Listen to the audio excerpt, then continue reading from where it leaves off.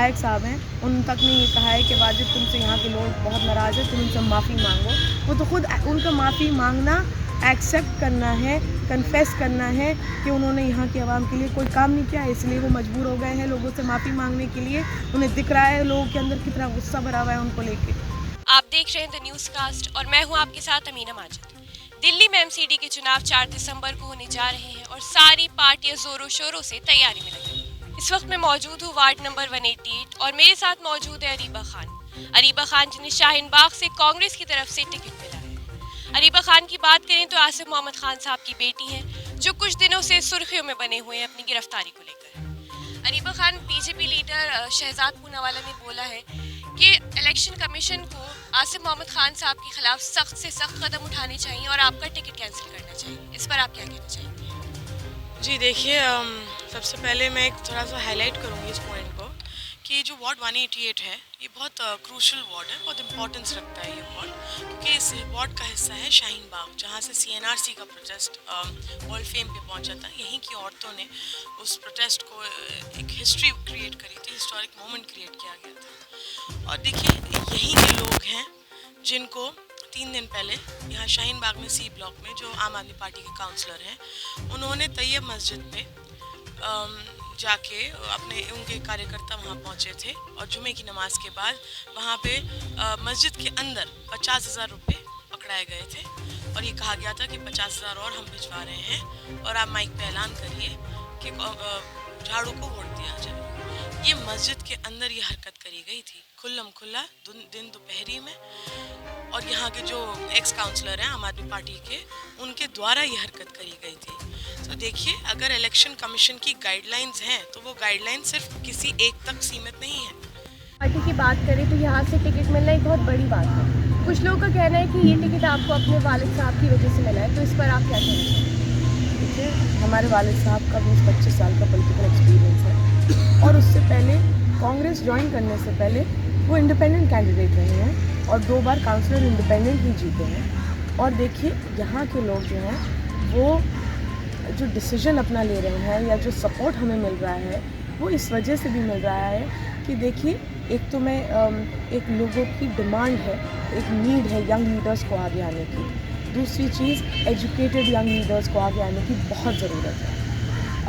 इस बात को बहुत सराहा जा रहा है कि पढ़ा लिखा तालीम याफ्ता कैंडिडेट आना बहुत ज़रूरी है। जब तक आप पढ़े लिखे नहीं होंगे, आपको अपने राइट्स नहीं मालूम होंगे, आपको ये नहीं मालूम होगा सिस्टम में किस तरह घुस के काम करवाना है, आपको एडमिनिस्ट्रेशन में किन लोगों से किस तरह काम करवाना है, वो नहीं मालूम होगा। अब यहाँ के काउंसलर साहब अपना पल्ला झाड़ देते हैं। जो सबसे बड़ा यहाँ देखिए एक मुद्दा रहा है पिछले कुछ सालों में कि ये जो कूड़े का यहाँ पे डंपिंग ग्राउंड्स बने हुए हैं, एक ये हमारी इतनी बड़ी अजीम शख्सियत थे रहमानी साहब, मरहूम रहमानी साहब, अल्लाह ताला उन्हें जन्नत में आला मकाम अता फरमाए, इतनी नेक शख्सियत थे, वो हमारे लिए इतना बड़ा एक नेक काम छोड़ कर गए। इतनी बड़ी मस्जिद है, सनाबिल है, जो कि इंडिया में जाना माना मदरसा और मस्जिदों में से है। उसके बाहर एक डंपिंग ग्राउंड बन रहा है और जो पिछले कुछ सालों में बढ़ता चला गया है, जिसमें यहाँ पे सिर्फ ये इशू नहीं है कि यहाँ कूड़ेदान नहीं है, यहाँ पे जो सबसे बड़ा इशू है वो है कि गार्बेज पिकिंग नहीं हो पाती है। दूसरा, एक अलशिफा हॉस्पिटल है जो इस लोकेलिटी का एक लौता इस वार्ड में मल्टी फैसिलिटी हॉस्पिटल है, उसके सामने की सैनिटेशन हाइजीन ये लोग नहीं मेंटेन कर पाए और फिर ये कहते हैं कि मोहल्ला क्लिनिक्स खोल दिए हमने जगह जगह, वहाँ जाके इलाज कराइए। फिर जब इन्हीं के MLA और MP बीमार पड़ते हैं तो वो एम्स के हॉस्पिटल जाते हैं इलाज कराने। आप हिपोक्रेसी का लेवल देखिए इन लोगों का। इसी तरह देखिए, इन्होंने लोगों को गुमराह किया है। फ्री बिजली, फ्री पानी का ये लोग बार बार एजेंडा उठाते हैं कि हमने प्रोपेगेंडा बना रखा है। किस बात की फ्री बिजली? 200 यूनिट से ऊपर बिजली के चार्जेस स्टार्ट हो जाते हैं। 200 यूनिट तो एक अकेला आदमी भी जो घर में रह रहा है वो यूज़ कर लेता है बहुत आसानी से, और यहाँ तो पूरी फैमिलीज़ रह रही हैं। और देखिए, सिर्फ बात ये नहीं है कि 200 यूनिट, शीला दीक्षित जी की सरकार में 2.5 रुपये पर यूनिट पे चार्जेस स्टार्ट होते थे बिजली के, अब जो है वो 3.5 रुपये पर यूनिट पे स्टार्ट होते हैं 200 यूनिट के बाद। ये जो लूप होल्स और ग्लिचेस हैं ये आम आवाम से छुपाए गए हैं। अवेयरनेस नहीं है आवाम में कि इस तरह से इनको गुमराह किया गया है।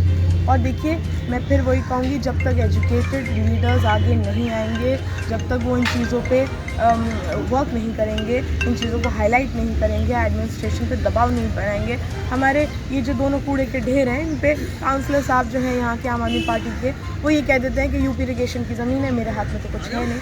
अरे तो ये तो इलेक्शन के बाद भी यूपी इरिगेशन की ज़मीन रहेगी, फिर आप क्या करेंगे। बात वही आ जाती है, अगर आप एजुकेटेड हैं, आपको पता है किस तरह से काम करवाना है। यूपी इरिगेशन में हॉर्टिकल्चर डिपार्टमेंट आता है, काम ही होता है कि प्लांटेशन करना, ग्रीन बेल्ट बनवाना। अगर आप यूपी इरिगेशन के पास जाएंगे और हॉर्टिकल्चर डिपार्टमेंट में प्रपोजल्स रखेंगे, मीटिंग्स करेंगे कि हम चाहते हैं आप ये कालिंदी कुंज पार्क से लेके जो रेत के टीले तक की पूरा स्ट्रेच है आपका, वहाँ पे आप प्लांटेशन कर दें, इसको ग्रीन बेल्ट बना दें, तो क्या हॉर्टिकल्चर डिपार्टमेंट मना कर देगा? वो तो बैठा ही इसीलिए है कि कहाँ कहाँ उसकी ज़मीन पे ग्रीन बेल्ट बनानी है। तो यही जो पॉइंट्स हैं, इस पे बात वही आ जाती है, जब आप एजुकेटेड नहीं हैं, जब आपको पता नहीं है सिस्टम किस तरह काम करता है, तो आप काम नहीं कर सकते हैं। और यही चीज़ कांग्रेस पार्टी ने भी इस पे वो करा है, तभी उन्होंने एक एजुकेटेड, एक यंग डायनामिक लीडर को यहाँ से चुना है।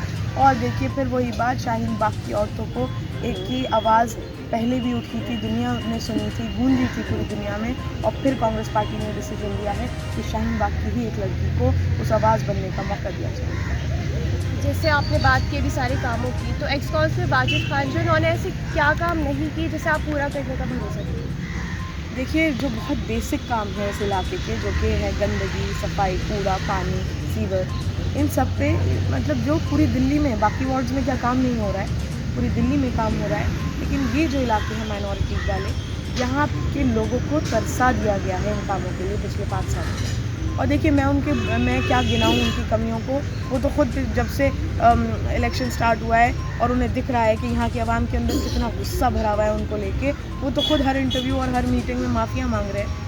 और यहाँ के जो विधायक साहब हैं, उन तक ने ये कहा है कि वाजिद तुमसे यहाँ के लोग बहुत नाराज़ हैं, तुम उनसे माफ़ी मांगो। वो तो खुद उनका माफ़ी मांगना, एक्सेप्ट करना है, कन्फेस करना है कि उन्होंने यहाँ के आवाम के लिए कोई काम नहीं किया, इसलिए वो मजबूर हो गए हैं लोगों से माफ़ी मांगने के लिए। उन्हें दिख रहा है लोगों के अंदर कितना गुस्सा भरा हुआ है उनको लेके। तो देखिए, बात वही है, जिसको काम करना होता है वो काम करता है, जिसे नहीं करना होता वो 5 साल से पुलिस के साथ मिलके पैसे खिला के यहाँ के लोगों को जुल्म ज़्यादतियाँ करवाता है, अपनी बिल्डिंग्स खड़ी करवाता है, और सिर्फ बहाने बनाता है। अगर हम आपकी बात करें तो राजनीति में आने का आपका इरादा पहले से था, फिर कोई चीज़ जिसने आपको प्रभावित किया? देखिए, मैं पॉलिटिक्स में तो अब ये मुझे एक मौका मिला है, इससे पहले मैं सोशल वर्क करती आ रही हूँ, मैं सोशल एक्टिविज़म में काफ़ी रही हूँ, और जिस वक्त पे कई चीज़ों में हमारा काफ़ी बस बात ये है कि देखिए, मैं कभी लाइमलाइट में नहीं रही, क्योंकि मैं बिलीव करती हूँ कि अगर आप कौम की खिदमत कर रहे हैं तो आप बिना लाइमलाइट में आए भी कर सकते हैं।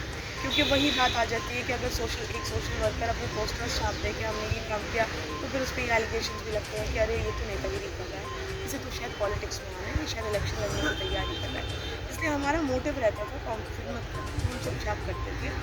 लेकिन हाँ, लोग गवाह हैं, क्योंकि बहुत लोग मेरे साथ जुड़े रहते थे उस काम में, जो और सोशल वर्कर्स थे, सोशल एक्टिविस्ट थे, या मेरा जामिया का जो फ्रेटर्निटी है वो जुड़ी रहती थी। जिस वक्त पे दिल्ली के दंगे हुए, हमने राशन किट्स हमने अवेल कराई थी, और हमने रिहैबिलिटेशन का काम कराया था। CNRC के प्रोटेस्ट में रोज़ जाती थी, लेकिन कभी वालिद साहब के साथ नहीं गई कि हाईलाइट हो जाऊंगी कि भाई इनकी बेटी इनके साथ आ रही है। अपने लेवल पे हमने बहुत वर्क किया है। कोविड वेव 1 और वेव 2 में हमने किचन चलाया था, यहाँ से करीबन 2-3 हज़ार लोगों का खाना हम रोज़ अरेंज करते थे, खुद यहाँ बनाते थे। और उसके अलावा जिस वक्त पे वेव 2 में बुरा हाल था, लोग सड़कों पे मर रहे थे, आपको भी याद होगा, उस वक्त हमने यहीं घर के बाहर अपने 10 बेड्स लगाए थे, और किसी तरह से हमने बहुत मुश्किलों से ऑक्सीजन सिलेंडर्स अरेंज करवाए थे, और हम यहाँ फर्स्ट एड दे रहे थे लोगों को कि वो इतना ऑक्सीजन उनको मिल जाए कि वो हॉस्पिटल तक पहुँच पाए। तो इन कामों में मैंने इस तरह के और भी बहुत काम करे, लेकिन बात वही आती है कि कभी पॉलिटिक्स में आने का मेरा पर्सनल कभी वो नहीं था, क्योंकि मेरा मेन मोटिव, मेन एम यही रहता था कि कौम की खिदमत करनी है, अगर बिना पॉलिटिक्स में आए हो सकती है तो हम कर लेते थे। फिर और एक ये बात भी आती है, देखिए कि इस्लाम कहता है कि जब एक हाथ चैरिटी करे तो दूसरे हाथ को भी पता ना चले। हम यही सब फॉलो करते आ रहे थे, लेकिन अब अल्लाह की तरफ से एक मौका मिला है, अल्लाह ताला ने एक मौका दिया है कि शायद हम चाहते हैं लोग यहाँ के, और यहाँ की कांग्रेस पार्टी भी चाहती है कि अब हम एक आवाज़ बने, एक फेस बने। क्योंकि एक देखिए, पावर में आने का भी अपने बेनिफिट्स ये होते हैं कि जब तक आप पावर में नहीं आएंगे, आपके अंदर कई सारे राइट्स नहीं आ पाते हैं। पावर में आएंगे तो बहुत सारे राइट्स हमारे पास आ जाएंगे, और यहाँ पे फिर हम काम और एफिशिएंटली करवा पाएंगे। बहुत बहुत शुक्रिया हमसे बात करने के लिए। ये थी हमारे साथ अरीबा खान, कैमरामैन ख़याम के साथ अमीना माजिद।